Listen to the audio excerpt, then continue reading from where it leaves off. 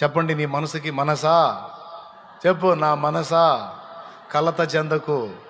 చెప్పు, మనసా కలత చెందకు. సమస్తము సమకూడి మన మేలుకే జరిగితే. ఎందుకనగా చెప్పు, ఎందుకనగా మనం దేవుణ్ణి ప్రేమిస్తున్నాం. దేవుడు చెప్పు, దేవుడు మనల్ని ప్రేమిస్తున్నాడు. మనం ఆయన్ని ప్రేమిస్తున్నాం, ఆయన మనల్ని ప్రేమిస్తున్నాడు. ఇక్కడ పరస్పర ప్రేమానురాగాలు కొనసాగుతున్నాయి కనుక ఏది జరిగినా మనకు మేలే మారిద్ది. ఇది నీ మనసుకి ఇవ్వాల్సిన సాక్ష్యం. ఇంకొకడు ఉన్నాడు, సిగ్గులేనాడు, సైతాను.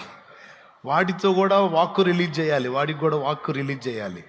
వాడికి ఏం వాక్కు రిలీజ్ చేయాలో తెలుసా? మీకా గ్రంథము 7వ అధ్యాయము 8వ వచనం రిలీజ్ చేయాలి వాడికి. అది మీకా గ్రంథము 7వ అధ్యాయము 8వ వచనం, నా శత్రువా నా మీద అతిశయపడకము. 9వ వచనం 8, 9 కూడా చదవాలి. 8 చదువు. నేను క్రింద పడినను తిరిగి సైతాన్, ఇదిగో విను, నా శత్రువా నా మీద అతిశయింపవద్దు. నేను క్రింద పడినను తిరిగి లేతును, నేను అంధకారమందు కూర్చున్నను, యెహోవా నాకు వెలుగుగా నుండును. ఏందిరా నువ్వు నన్ను గెలిచేది? ఎరా లూసి, ఏంది నువ్వు నన్ను గెలిచేది? నీ బొంద. ఆత్మీయ జీవితంలో తొట్టుపడ్డానని నా దగ్గరకు వచ్చి భయపెడుతున్నావా?